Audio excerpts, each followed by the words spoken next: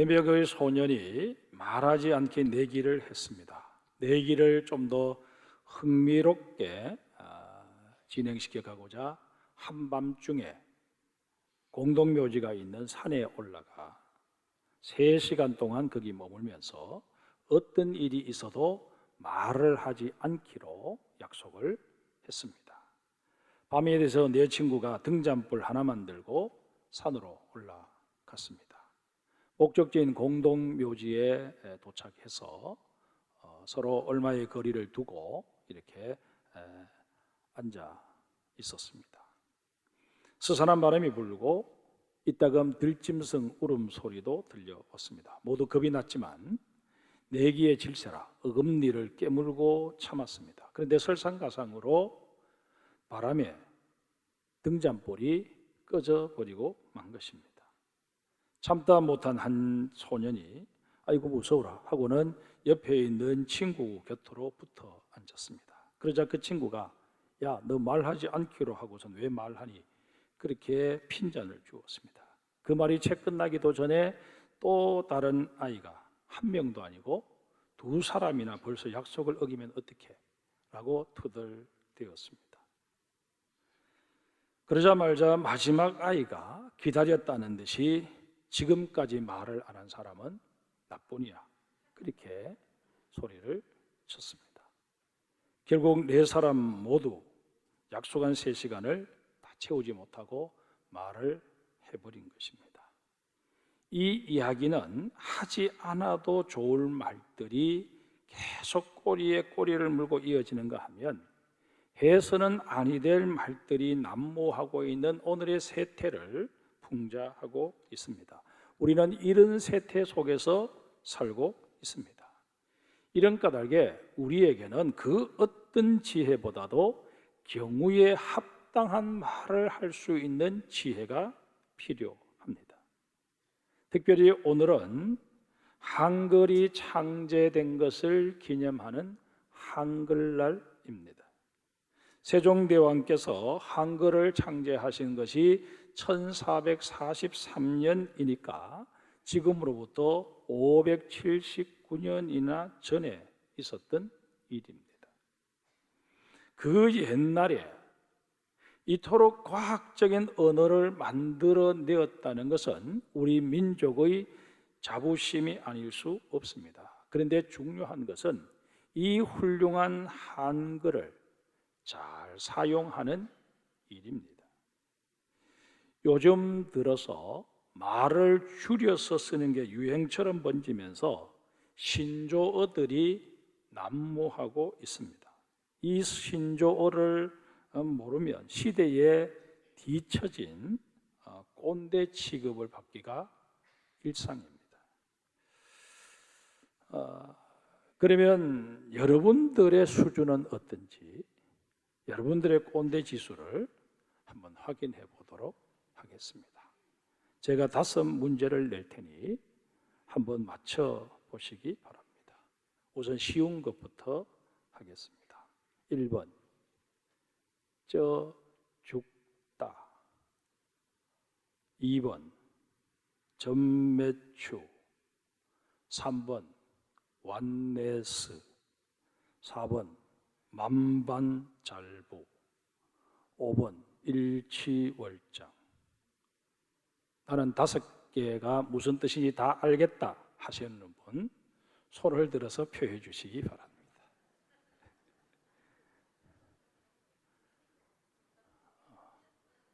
위층에 젊은 분들도 한 분도 안 계시는데 아마 제가 하는 말들을 들으면서 모르긴 몰라도 뭐 중국말 하나 무슨 소리를 하나 그런 생각들을 하신 분들이 태반일 것입니다.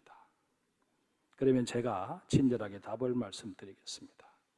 10대 자녀들이 있는 분들은 아이들과의 소통을 위해서 잘 기억하시기를 바랍니다. 죽다. 죽어도 따뜻한 물로 샤워를 한다. 전매추, 정신 메뉴 추천. 완네스, 완전 내 스타일이야. 만반잘부, 만나서 반가워, 잘 부탁해. 일치월장, 이건 20, 30대 남자들에게 해당이 되는 것 같습니다. 일요일에 취하면 월요일에 장난 아니야. 답을 불러드리면서도 지금 내가 뭐 하는 짓인가 하는 그런 생각이 드는 게 솔직한 제 심정입니다. 저도 젊은이들 눈에는 어쩔 수 없는 꼰대가 아닌가 그런 생각을 해봅니다. 근데 여러분, 이렇게 말을 줄여서 듣도 보도 못한 신조어를 만들어내는 것도 문제지만 그보다는 생각 없이 말을 내뱉는 우리의 언어 습관이 더 문제인 것 같습니다. 따라서 오늘은 그리스도인의 언어 생활에 대해서 가르침을 주시는 성경의 여러 구절들을 좀 살펴보려고 합니다. 한글의 자음에서 기본이 되는 5가지 글자가 기역, 니은, 미음, 시옷, 이응입니다. 그런데 이 글자들 모두 해의 모양을 본떠서 만든 것입니다. 예를 들어 기역은 혓뿌리가 목구멍을 막는 모습을 본떠 만든 글자이고, 니은은 해가 윗잇몸에 닿는 모양을 본떠 만든 글자입니다. 이처럼 발음을 함에 있어서 이 혀의 역할은 아주 중요합니다. 혀가 어떤 모양을 하고 어디에 닿느냐에 따라서 소리가 달라지기 때문입니다. 혀는 우리 몸의 지체 중에 아주 작고 또 노출되어 있지도 않아서 대수롭지 않게 여겨지기 일쑤입니다. 하지만 말을 만들어내는 기관이라는 점에서는 이 혀의 위력이나 그 중요성이 어떤 지체에도 뒤지질 않습니다. 그러기에 야고보서 3장에 보면 혀를 배의 키와 불씨에 비유합니다. 아무리 큰 배라 할지라도 그 진로는 배 뒤편 물속에 감추어져 있는 조그마한 키에 의해 결정되기 마련입니다. 마찬가지로 우리 인생의 향방도 지극히 작은 지체인 혀에 의해 좌우되는 경우가 허다합니다. 오죽했으면 말 한마디로 천양빚을 갚는다라는 속담이 생겨났겠습니까? 우리가 혀를 어떻게 사용하느냐에 따라서 나 자신은 물론이고 내 주변 사람들의 마음을 상하게 할 수도 있고 기쁘게 할 수도 있다는 사실을 유념하셔야 할 것입니다. 또한 불씨를 제대로 처리하지 않을 경우 뜻하지 않게 큰 화재로 번질 수 있습니다. 확인된 것은 아니지만 지난번 울진 삼척에 발생했던 엄청난 산불도 누군가가 던진 담뱃불일 가능성이 높다 하는 그런 얘기들이 오가지 않았습니까? 만약 그 말이 사실이라면 누군가가 무심코 던진 담배꽁초로 인해 거의 2만 헥타르에 가까운 산림이 순식간에 잿더미가 되고 송이 포자가 다 죽는 엄청난 피해가 발생하고 만 것입니다. 마찬가지로 우리가 새치 혀를 잘못 사용하게 되면 평생 쌓아온 나의 명예나 인간관계를 하루아침에 허물어뜨릴 수 있다 하는 사실을 우리는 경각심을 갖고 생각해야 할 것입니다. 우리 속담에 새치 혀가 5자 몸을 망친다라고 하지 않습니까? 그렇다면 여러분, 우리가 살면서 말 실수를 아예 하지 않을 수는 없다 할지라도 최소화할 수는 있을 텐데 그 비결이 무엇일까요? 제일 먼저 생각해 볼 수 있는 비결이 말을 적게 하는 것입니다. 오늘 본문을 읽었던 잠언 10장 19절 말씀을 다시 한번 보실까요? 말이 많으면 허물을 면하기 어려우나 그 입술을 제어하는 자는 지혜가 있느니라. 알베르트 아인슈타인 박사에게 어떤 학생이 이런 질문을 했습니다. 박사님처럼 훌륭한 과학자가 될 수 있는 비결이 무엇입니까? 아인슈타인 박사의 대답입니다. 학생, 입을 적게 움직이고 머리를 많이 움직이게.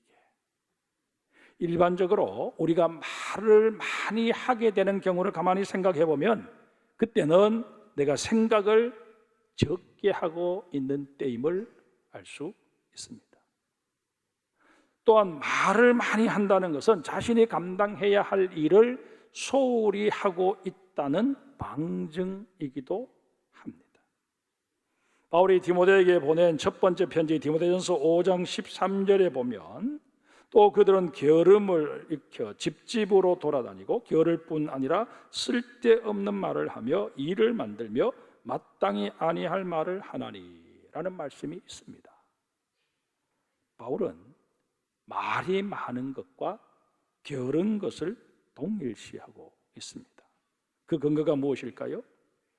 우리가 마땅히 해야 할 일은 소홀히 한 채 게으름을 피우며 시간을 허비하게 될 경우 결국 우리는 그 무료함을 달래기 위해서 형제 자매의 허물을 들추어내고 말을 만들어내는 잘못을 저지를 가능성이 커지기 때문입니다.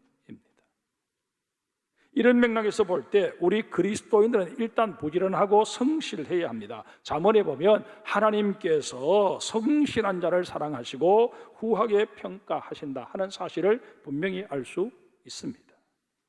아무리 경건한 그리스도인이라 할지라도 3355 할 일 없이 짝을 지어 자꾸 모이다 보면 10중 8구 남의 말을 하게 되어 있습니다.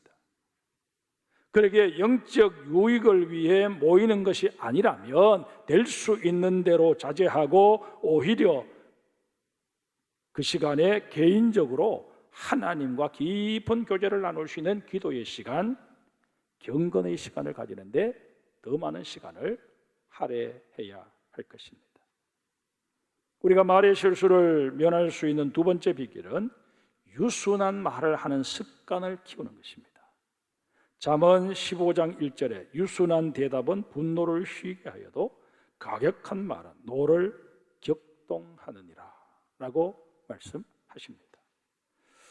어떤 시골의 천주교회에 신부를 돕는 소년이 있었습니다. 이런 소년을 복사라고 하는데 하루는 주일 미사를 끝낸 신부가 자신의 집전 의상을 빨리 벗겨주지 않는다고 그 복사에게 화를 내며 아주 모욕적인 말을 했습니다. 그 일로 인해 마음에 큰 상처를 입은 복사 소녀는 교회를 떠나고 말았습니다. 그가 훗날 독재자로 악명을 떨치게 되는데 바로 유고슬라비아의 요시프 브로즈 티토 대통령입니다. 그런가 하면 미국의 한 천주교에서 미사를 돕던 복사 소년이 성찬용 포도주 그릇을 떨어뜨리는 큰 실수를 저지르고 말았습니다. 어쩔 줄 몰라 하는 복사에게 집전하던 신부가 조용히 속삭여 주었습니다. 얘야, 너는 이 일을 평생 잊지 못할 터이니 장차 훌륭한 신부가 되겠구나. 그 후 복사 소년은 그 신부의 말대로 잘 성장해서 천주교회의 대주교가 되었습니다. 그가 바로 많은 천주교인들이 존경하는 훌턴 신 대주교입니다.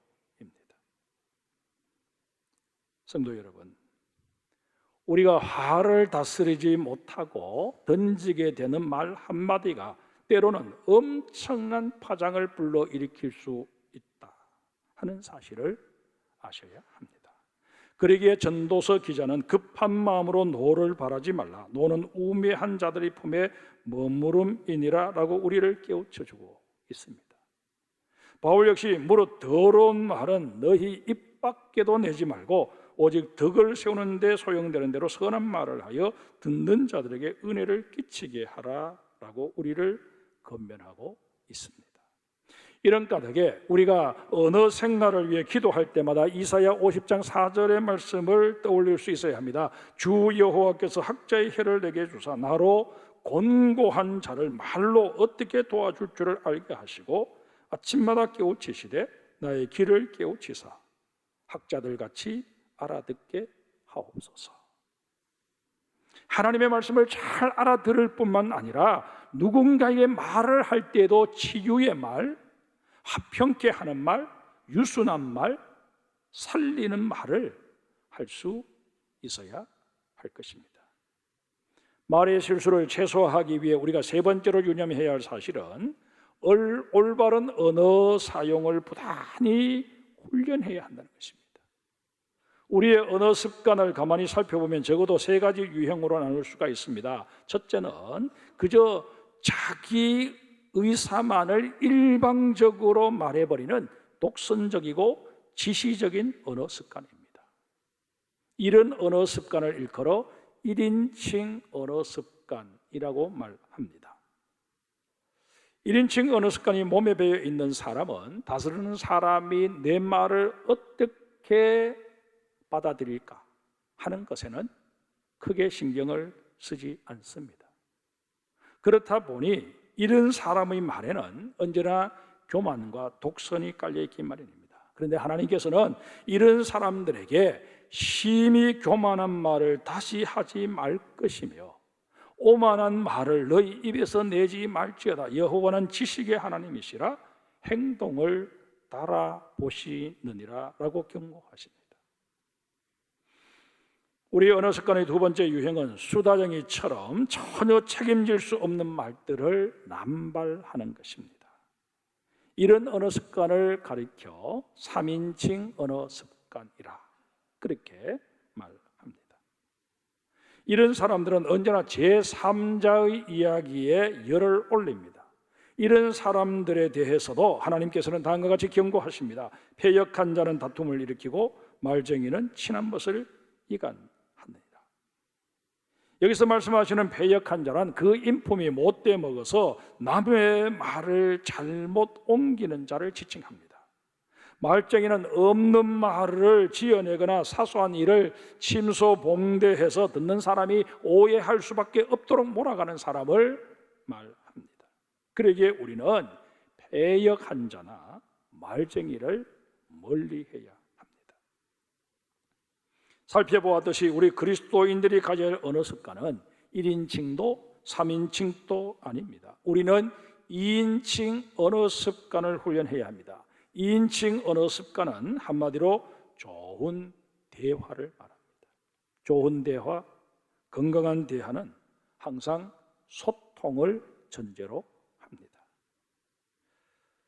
건강한 대화를 나누다 보면 자연스레 상대방이 내 말을 제대로 이해했는지 계속 확인하게 되기에 오해의 소지가 그만큼 줄어들게 되는 것입니다. 아울러 건강한 대화를 나누고자 하는 사람은 언제나 상대방을 배려하고 상황에 적절한 말을 가려서 하고자 애를 쓰기 마련입니다. 잠언 20장 15절에 보면 세상에 금도 있고 진주도 많거니와 지혜로운 입술이 더욱 귀한 보배니라 라고 말씀하십니다. 사랑하는 우리 장성교회 성도 여러분, 여러분 모두 지혜로운 대화꾼이 되시기를 주님의 이름으로 축복합니다. 말의 실수를 줄일 수 있는 네 번째 비결은 생각을 깊게 하는 것입니다. 어떤 책에서 말이란 다른 사람에게 자신을 숨기기 위해서가 아니라 터놓기 위해서 만들어졌고 배반하기 위해서가 아니라 교제하기 위해서 만들어졌다라는 글을 읽은 적이 있습니다. 우리는 이런 말의 기능을 고려해서 말을 할 때는 적어도 다음 세 가지를 생각할 수 있어야 합니다. 첫째는 지금 내가 하려고 하는 이 말이 내 신앙 양심에 비추어 진실한 말인지, 또 하나님의 영광을 가리지는 않는지 생각해 보아야 합니다. 두 번째는 이 말이 상대방에 대하여 친절한 말인지 생각해 보아야 합니다. 그리고 세 번째는 이 말이 이 상황에서 꼭 필요한 말인지 생각해 보아야 합니다. 우리가 이렇게 말에 신중할 수 있다면 말로 인해 저지르는 실수를 현저하게 줄일 수 있을 것입니다. 전도서 5장 2절에도 보면 너는 하나님 앞에서 함부로 입을 열지 말며 급한 마음으로 말을 내지 말라. 하나님은 하늘에 계시고 너는 땅에 있음이니라. 그런즉 마땅히 말을 적게 할 것이라. 라고 우리에게 말씀하십니다. 3, 4, 1언. 한마디 말을 하려면 3번 생각하라 하는 이 말이 왜 생겨났는지 깊이 헤아리는 우리 모두가 되어야 할 것입니다. 그런데 이제까지 살펴본 말의 실수를 줄일 수 있는 4가지 비결에 더하여서 또 하나 생각해 보아야 할 것이 있습니다. 바로 침묵이라는 언어입니다. 우리가 태어나서 모국어를 습득하는 데는 평균 3, 4년이면 족합니다. 저 같은 경우 첫 손녀가 태어났을 때 이놈이 언제 커서 할아버지라고 부를까 매일 기다렸는데 5돌을 지낸 지금은 못하는 말이 없을 정도입니다. 어떤 때는 제가 깜짝 놀랄 정도로 어려운 단어들을 쓰기도 합니다. 그런데 침묵이라는 언어는 64년 넘게 산 저도 아직 제대로 배우지 못하고 있습니다. 이런 까닭에 프랑스의 정치가 코미는 그의 회고록에서 사람이 말을 적게 한 것에 대해서는 결코 뉘우치는 일이 없지만 말을 많이 해서 뉘우치게 되는 경우는 흔하게 있는 일이다 라고 수례한 바 있습니다. 또한 수학자로 우리에게 잘 알려져 있는 피타고라스도 사람의 입에서 나오는 말이란 나뭇잎과도 같다. 나뭇잎이 무성할 때는 오히려 과실이 적은 법이다. 그러기에 침묵을 지키든지 아니면 침묵 이상의 말을 해야 할 것이다 라고 우리를 깨우쳐주고 있습니다. 침묵의 언어, 이것은 분명 또 하나의 아름다운 언어요, 특별히 우리 성도들이 배워야 할 언어입니다. 성 바오로 출판사에서 간행한 침묵은 왜라는 소책자에 침묵에 대한 좋은 시가 실려 있어서 소개해 드립니다. 침묵은 언어로 가득 채워진 풍요로운 세계이다. 침묵은 단지 언어의 포기가 아니라 잘 말하기 위한 조건이다. 사람들은 말이 끝나면 침묵이 시작된다고 생각한다. 그러나 이것은 틀린 생각인지도 모른다. 침묵은 처음부터 무수한 언어를 지니고 있는 까닭이다. 언어가 우리를 위해서 있는 것처럼 침묵도 우리를 위해서 필요한 것이다. 침묵 안에서 우리는 비로소 언어의 명료한 의미를 알아듣게 된다. 우리의 언어는 소리와 의미가 구별되지만 침묵은 하나의 언어를 지닌다. 우리는 잡다한 소음이 그칠 때, 침묵이 우리의 것이 될 수 있을 때 비로소 이 세상과 삶과 질병과 고통을 이해하게 될 것이다.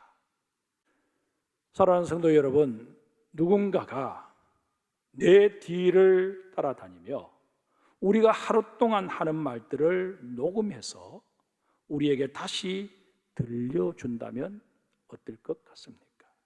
아마 저를 포함해서 대부분의 사람들은 얼굴이 화끈거려서 도저히 듣고 있을 수 없을 것입니다. 우리는 듣는 사람이 없다고, 그 당사자가 없다고 아무렇게나 말을 할 때가 너무 많습니다.